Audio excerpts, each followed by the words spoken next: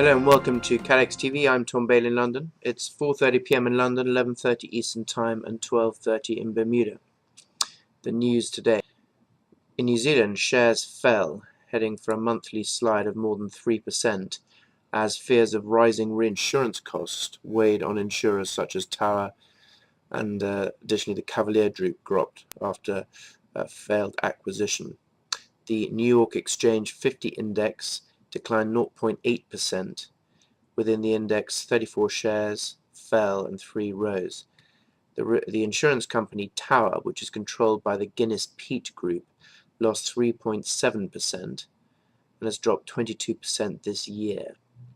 Standard & Poor's said yesterday, as we reported, that reinsurance rates will triple for some New Zealand insurance companies in the wake of the Christchurch exchange.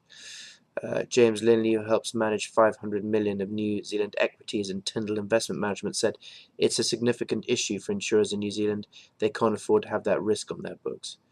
Australian insurer AMP lost 0.7% and has shed 12% this year. Lindsay said there was talk of a portfolio investment reducing its holding in afternoon trading. We will keep you posted on any more changes there, but clearly the cost of reinsurance as the 1/7 renewals are upon us is becoming quite a major issue for New Zealand insurers. Now to the storm news. As you'll see from this first satellite picture, a system that we brought to your attention yesterday has, as expected, well, yesterday there was a 50% chance of this occurring. It has indeed occurred. Tropical depression Arlene has developed. Tropical depression Arlene is located, it has currently got sustained winds of 35 knots, and it's a tropical storm. It's a tropical storm, not a tropical depression. Over the next 24 hours, it is forecast to strengthen to 45 knots and become and remain a tropical storm. We'll keep you posted on that. It's due to, as you'll see from the second chart, make landfall northeast of Mexico City and then cut across the country. Following on from other insurers releasing their loss predictions, insurer Arch Capital said yesterday that catastrophic events during the second quarter will result in losses of between $90 to $110 million. The events include the severe weather that hit the US during April and May, the New Zealand earthquake, along with updated loss estimates for catastrophes that occurred during the first quarter. The estimate is net of reinsurance and reinstatement premiums, the country said. Arch provides insurance and reinsurance and is based in Bermuda. About 85% of the estimate relates to second quarter events, with the rest relating to re-estimation of first quarter events, according to Arch. The Delaware-based Mutual Nuclear Electric Insurance Limited, or NEIL as it's known as the industry, has so far paid out $265 million to Progress Energy Florida excuse me, for claims stemming from a September 2009 closure of its Crystal River nuclear plant, but the figure is less than half what the energy firm itself has spent.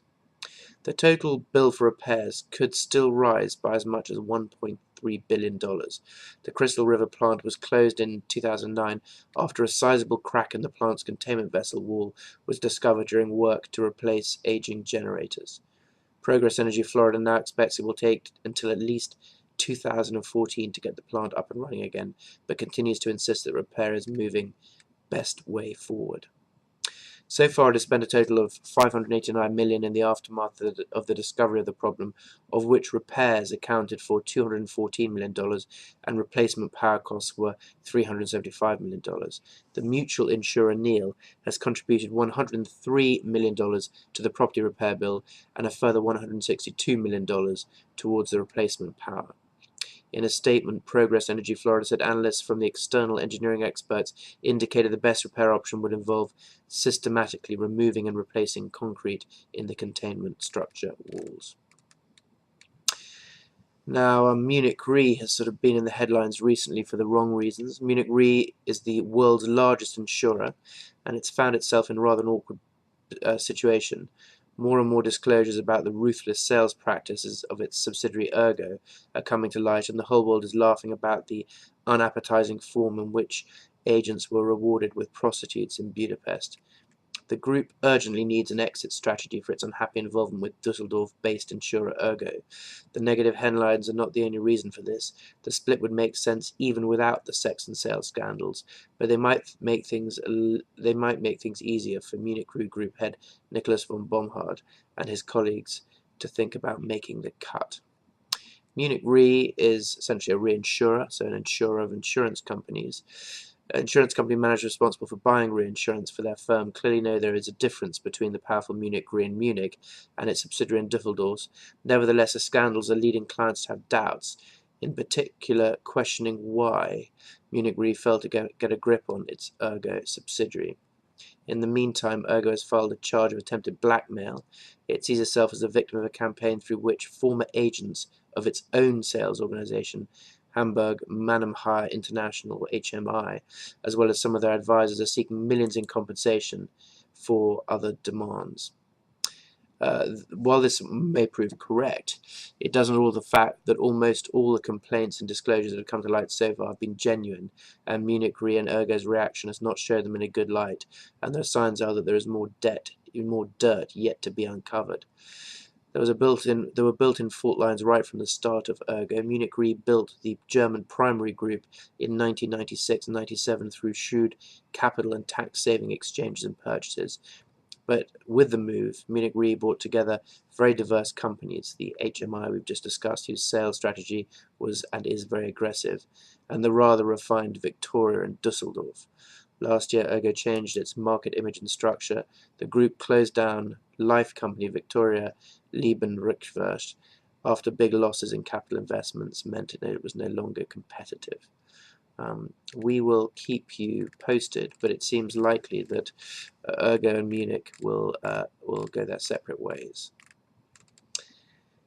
Endurance Specialty Holdings CEO David Cash said his company is still very committed to Bermuda and believes that rivals who have redomiciled to Europe may come to regret their moves.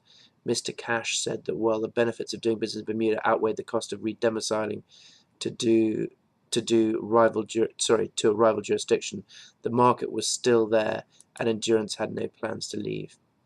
In an interview reported in the Royal Gazette, he also said that he was cautiously optimistic about the implementation of Solvency II and Bermuda getting equivalence, while he believes that the island is a low crime jurisdiction despite the recent escalation in offences over the past few months.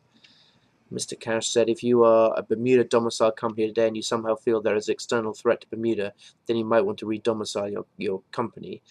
He said that he could see no current threat to Bermuda so great that redomiciling makes sense, and in the longer run he could see no strategic advantage that accrued from being quick off the mark to make such a change.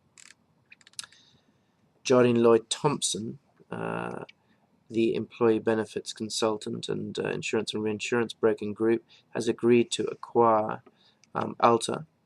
Alta is based in Brazil and is the holding company of is based in Chile and is the holding company of Orbital Correos de Seguros in Chile. It has net revenues of $8.1 million in 2010 and produced a profit before tax, or EBITDA, of $3.4 million in 2010. It is expected that JLT will acquire 50.1% stake in the company from the management of Alta, which is led by the CEO, Jose Ignacio Lothrop, and chairman, Federico Tagle. JLT said upon completion of the transaction, Lothrop and Tagle will continue with their existing roles. JLT's Latin America operations CEO, Vivian Wade, said the acquisition continues JLT's drive to expand its Latin American business following a strong performance in 2010, which will add to the presence in the region where they already have a majority-owned operations in Brazil, Colombia, and Peru. And finally today, former XL Group Treasurer Fiona Mulden has been appointed by the Central Bank of Ireland to the newly created role of Director of Insurance Supervision. The appointment was announced internally last Thursday. The Sunday Business Post in Ireland has reported it. Mrs. Muldoon will begin her role in August and will report directly to the financial regulator Matthew Elderfield, who is the former CEO of the Bermuda Monetary Authority. Mrs. Muldoon will take responsibility for the supervision of more than 300 insurance and reinsurance companies. She has 25 years' experience in the industry and worked for 17 years of those in Ireland and London and Bermuda for XL. The dedicated position of Director of Insurance Supervision was created in March and involves monitoring risk solvency and compliance with regulatory standards. Well, that's all from us today. We'll be back with you at the same time tomorrow. Until then, thank you very much and goodbye.